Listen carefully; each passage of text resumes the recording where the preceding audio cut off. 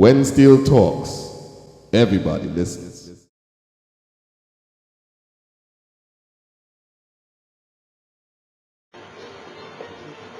When Steel Talks is very pleased to have at our studios Mr. Anthony Joseph, also known as Big Tony of Metro Steel Orchestra, one of the powerhouses in the New York hand scene. I'm very pleased to have you here and welcome. I'm pleased to be here. Okay. Tell us a bit about Anthony Joseph, aka Big Tony. Well, simple person, 9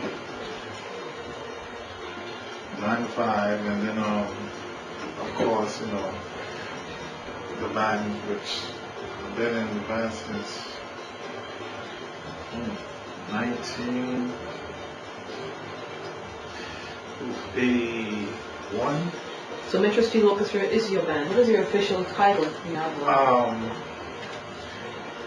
President, leader, captain, just a man that everybody comes to.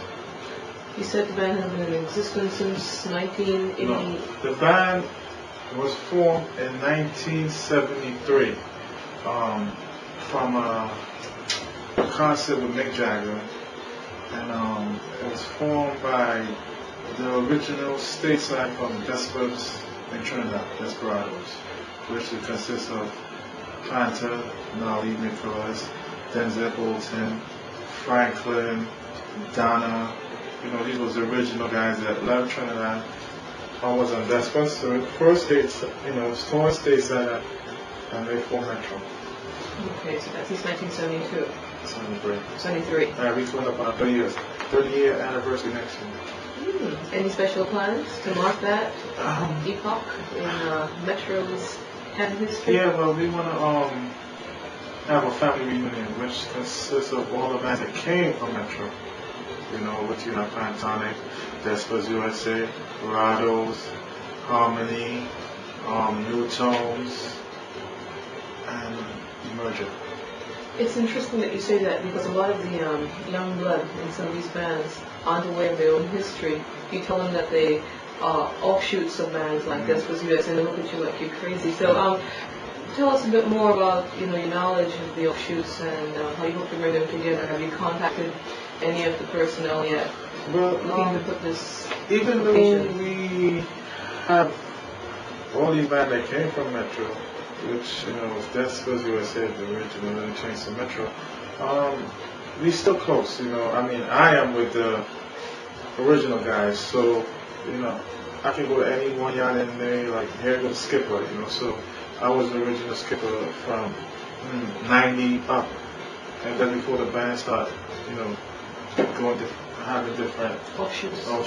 So you said it was formed with the core of the Desperados in Trinidad stateside, so they formed the core of Metro Steel Orchestra. Right. Well, first it was Desperados USA. Desperados USA. Then William Chavez changed it to Metro Metropolitan, which the band was given the name by Denzel Bolton. That was, he's the first one to give it that name. Metro Steel Orchestra has an interesting history throughout the years. You've had a slew of years where the band won the New York Panorama. Tell us about those years. Tell us how many from memory where the band triumphed. I think our first Panorama was 1981. That's, I think, is it Jimmy? With Clyde Bradley, and then we came back in 1986 and won, and 1989 we had a tragedy where was the leader of the band, which was Kenneth Serrano, better known as Colors, died.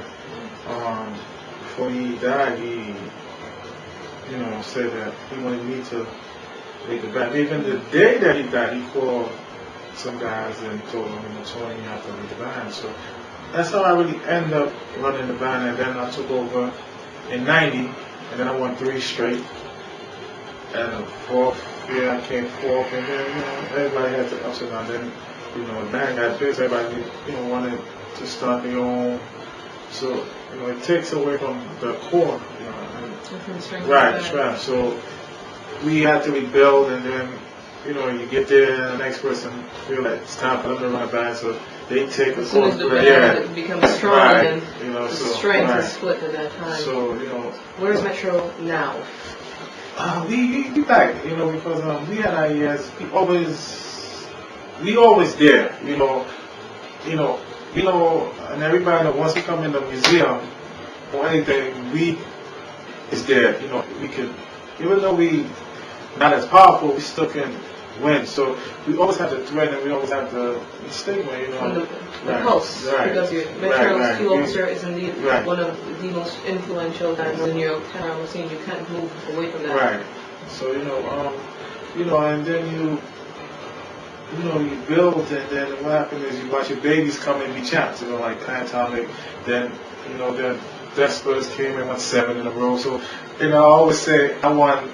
In the 90s, I dominated Panama because all of them came from right under me. So we still have that affiliation where we don't have there's no animosity because everybody grows and everybody goes out. So I always look at it that way. I was blessed to see them come from under me. So I guess. Also looking after the family has grown. Yeah, I'm satisfied with that. Metro Steel Orchestra has had quite a few arrangers over the years. I think this year you had Eddie Qualls.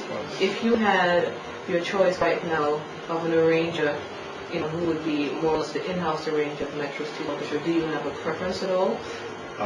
It depends, because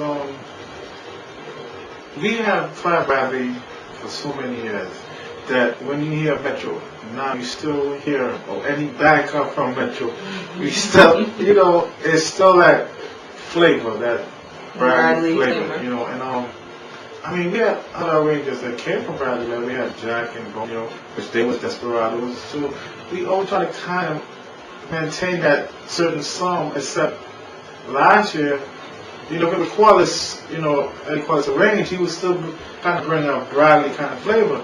The only person that didn't know last year was Butchie Sharp. He said, let's try something new. And Earl Brooks, we had our shares of type of arrangements, but it's no one, the grandmasters, when you say Metro, you see Clyde Bradley. Even if you say Pantone, you say Metro, you say Bradley.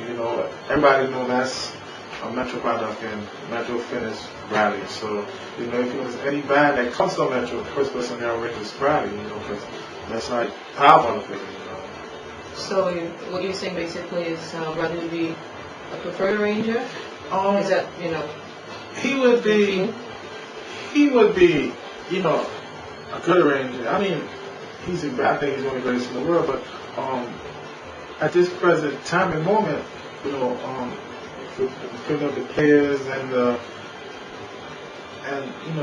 like us, we kind of like more Butchie Sharp because the kids like that adventure, they like to, it's something about the flair. Yeah, right. And they, he was supposed to come back this year, but he ended up having to go back trying not to fix up the festival. So he'll be back next year. So we took a liking to him, and he took a liking to the band, and he came last year and we did the song. 2 days? He came a week upon our. We started Tuesday, we finished Wednesday, we had 2 practices, and we came second. So, that was like a marriage, you said, okay, and this works. You've always been a businessman, you've been a man of foresight, you've led Metro Steel Orchestra throughout the years, through thick, thin, thick again, and I trust you'll be there for a while. You've had that type of foresight. And in keeping with that, Metro Steel Orchestra was the first New York steel band that was recorded by the Basement Recordings. So you can lay claim to actually having that type of documentation done. Tell us about some of the recordings that Metro has done, and what you're looking forward to. Are you hoping to have maybe a CD out at some point? Yes, compilation? I think our first recording was 1995. Bionic Fever? Bionic Fever. And it was strange. It was a song by the Fossil that nobody ever heard, and it was, is it a calypso, is it a soca? And it's about taking chances, and we recorded, and from there we did Bionic Fever, we did 95. put it that way. I mean, we might miss 1 or 2 years, but you know, we look forward to that Wednesday, that Thursday night to see baseman before they come up the block. You know, it's like you know, something you just know. Ritual Yeah, is yeah. gonna You know, happen. I don't even want to call this an interest in pan. Your love, your passion for pan. Why do you do it? It's expensive. You know, there's no amount of money that you can possibly get if even you were to come first that would even begin to touch the outlay that comes. How do you do it? Why do you do it? I said so many nice things to say there. No, well, you know, I was kind of born. I was born in this. You know, my father was a captain of a band in Trinidad, which was symphony, and from a little boy, I'm pushing the big drums in the backyard and watching them build bamboo tent to practice. So you know, It's in your blood. It's in your blood, and then you go away from it. You know, you go to school, you go to college, and then you know you can find, oh, you forget your culture, and then you get back into it, and then you realize, you know what, it's always been in me. So what I try to do, I try to, you know, not do the old traditional kind of, it's just a steel band, and you know, but we have to realize that it's costly and it's becoming a business, and everybody's making money except the people who's really in the trenches. So, you know, it's just to change other people's mind and let them realize that, you know, it's too expensive for fun. I mean, it's love. It's a stupid kind of love because, you know, you lose your wife, you lose your job, you know, and somehow you still behind this. It's like, I don't know, you know, it's something you just can't figure out. So how do you deal with the expense of it? I'm not a bag. You know, I know, you know, I've been in this so long and being in this at such a young age, you know, I know a lot, I end up doing a lot of people, you know. When you're young, you know, you're a troublemaker because you vibrant, you know, you don't want to listen, and, you know, as you get older, you realize, you know, there's other ways to approach, and, you know, you don't have to be, you know, because you're big, you want to, you know, knock people over, you know. As you get older, you start to realize, well, there's other ways and forms. When I was younger, I wasn't listening to them. I just bust through a door and look like this. You know? So you think now that there's some sort of finesse in getting some Right. sort of a business partnership or a sponsorship going to Yeah. help That in some... form of action. Well, we've been, you know, blessed. One of the bands, yeah, WWR around for 4 years now. You know, they've been a very vital part to our survival, you know. And it's so funny how we met them. Same like we met basement recording. They came in, was asking people, we weren't looking for a band. We want to come to the Caribbean market, and everybody refused them. And I was like, okay. And Opportunity. So, yeah. Foresight. So, you know, and then you know, and when we first got them, they now started the Caribbean format. They now started. So, you know, we had to play in the Pioneer, put on the radios and said, look, you know, they were like, WRL is an American station. And like, no, not anymore. The format changed. And so we kind of, I don't know, not kind of, you know, we, like, you know, then people see WWRL on the t-shirts and they want to know why, and, you know, people are very inquisitive, they want to be questioning them. So we kind of brought them into the Western culture, and we have a very good relationship with them. You know, That's so. good to hear. Metro plays a varied music format. You guys Yeah. play out, well, besides Panorama, you go out, you have a stage Yeah, side. we have a stateside. 3 years ago we were in Miami, we came third. You go to Miami this year? We still, you know, hoping, you know, because it costs a lot of money, and then, you know, last time we went out there, the arrangement wasn't proper, so I really want to take all the kids out there and get stuck beginning and learn the lessons. So if it's right, we'll go. If not, we'll just make it right next year. What about the music format?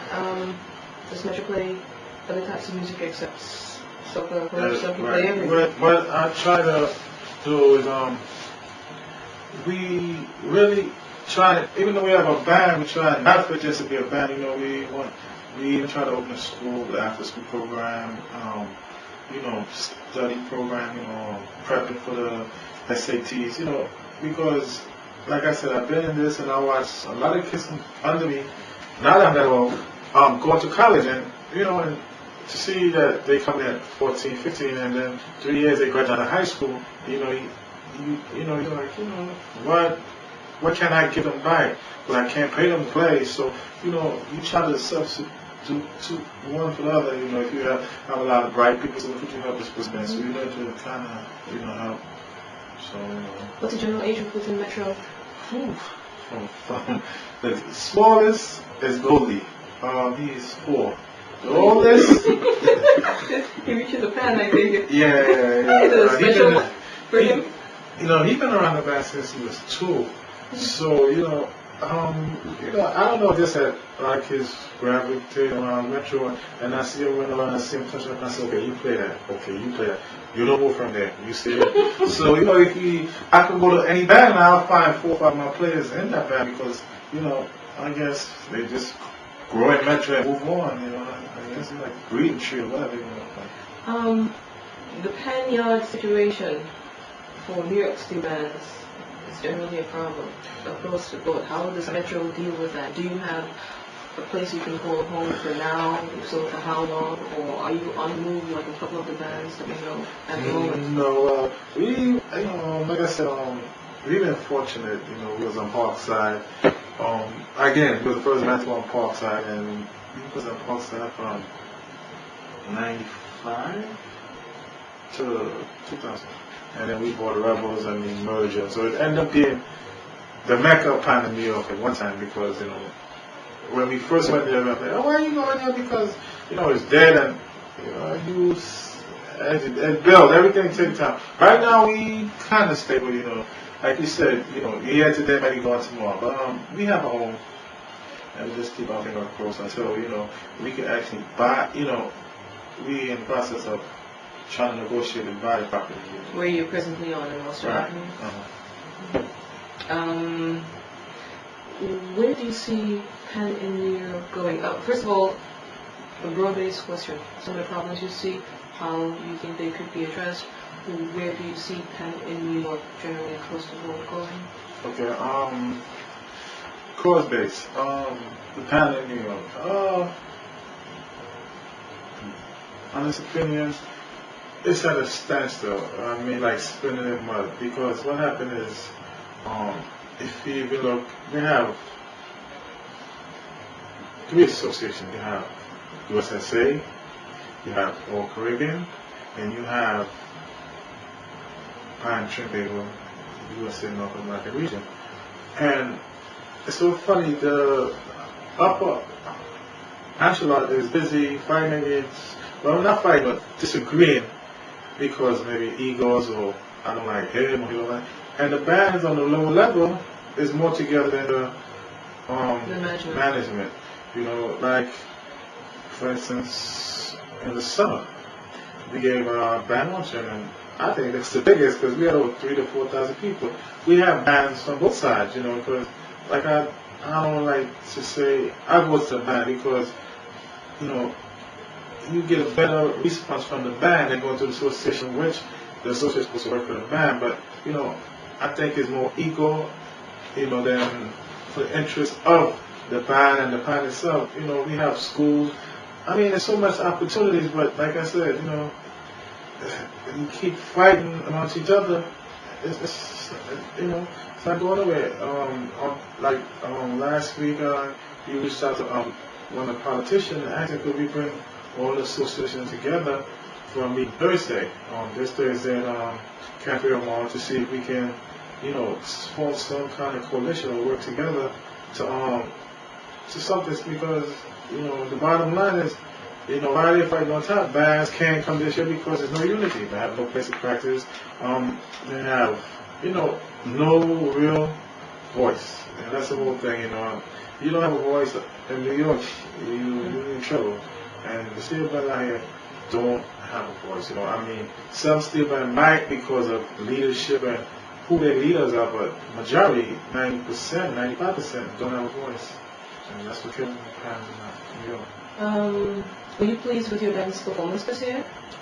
Oh, very much, besides what happened at the museum with us and the different issues and, problems we had right there, I think under the circumstances we was in, I'm very pleased that we have I have a bunch of good youths, it's like they 30 year with me. I put the, and it's 90% girls, so I have no problem. I don't have a problem with it. I just have a problem with guys coming to the yard to see them, but I'm sure you take care of that. yeah, very well, very easy and quick. See the father figure all the way through. You have kids of your own, and do they play? No. Why not? Do they like it? No, it's not that. It's that my daughter, she wants to play. She could play, but she wants to ask. So it varies. I leave it like when they're ready, they come. What is your band's final placement in the Wiatka Panorama? Oh, that's a whole issue. What happened with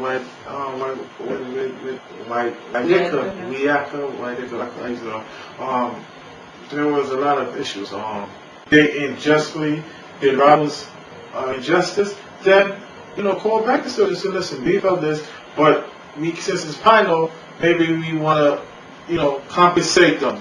Separate, but like I told them in the meeting, you cannot penalize a band. First, you penalize them for doing what you did on stage. Then, secondly, you come in and you want to victimize them because you felt that that you want to change your agreement. So we took them forward and we filed a subpoena, and we're waiting to hear from them. And that's kind of so right now, the official results that were on the radio, are they being viewed as the final, or? Right, we consider that the final because they didn't have amendment to the rules. They didn't have the decency to call back the bands to say, listen, we decided to change our heart and put Rados or whatever. Like I said, I'm not against any band. I mean, like I told them in the meeting, fine, you want to put Rados to it, but you can't move me from third. You want to compensate them, that's fine. I mean, that's your choice, but you can victimize somebody else because you feel like because it's your competition, you can just, you have rules that we went by, so that means you have to go by your own rules. With whom? Why they always say they treat the paramedics as sacrifice citizens, because you look at a band that's spending just for uniform $6,000. Yeah, what does it cost really to put out the average-sized band? We're talking about from start to finish. We're not even talking about changing arrangers, so we're talking about just getting the band outfitted and also on stage. We're talking transportation. Okay, I can speak to more band, but like for us, you're not even talking before you get on stage. You're talking about just the practice. You're talking about rent.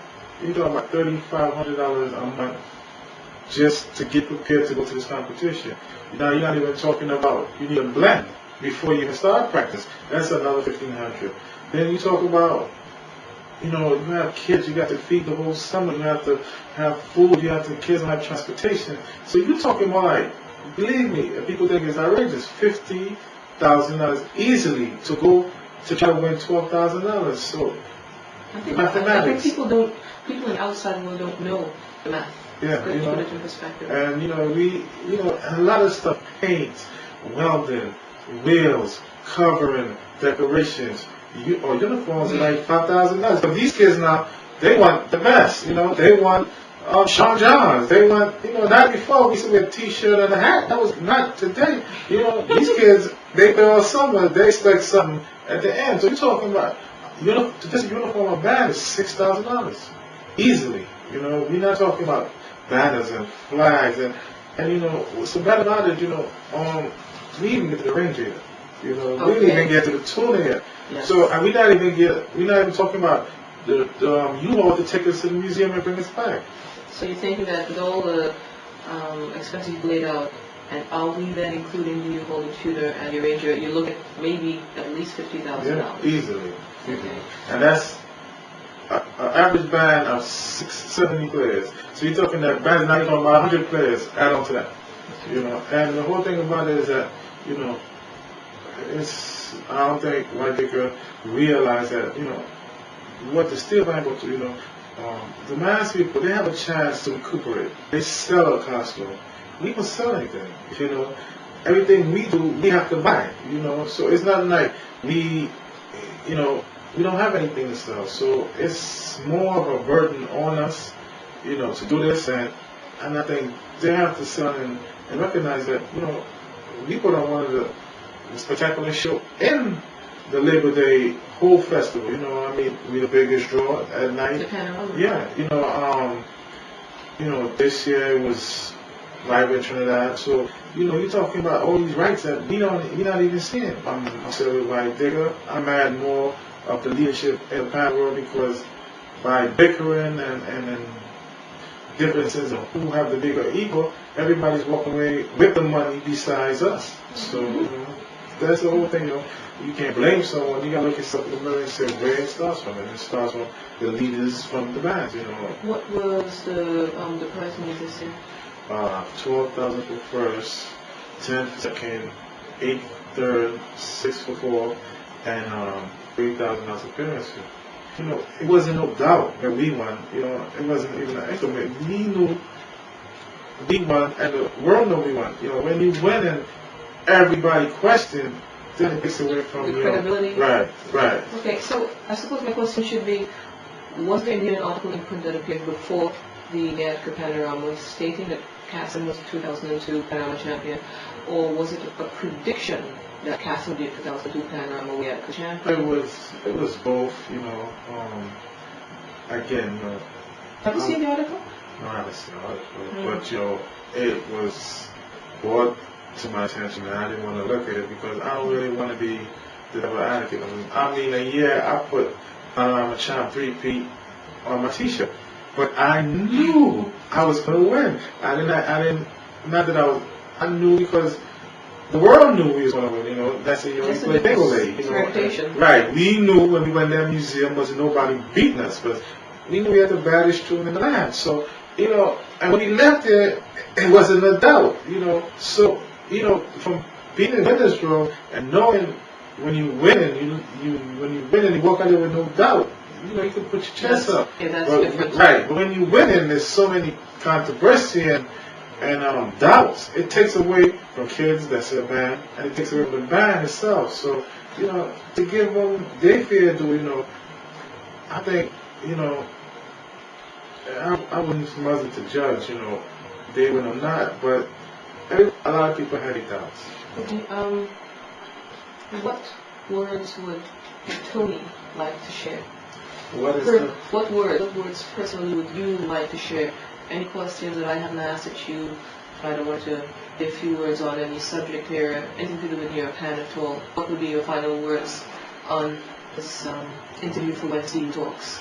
I think that that leadership should realize that we have the future in our hands, and the pan leadership. Right, the band leadership, as far as the association, the leaders of the band, they have to open up their mind to realize that the youth, just like I was a youth, they want to take it to a different direction, but we have to lay a foundation for them to take it.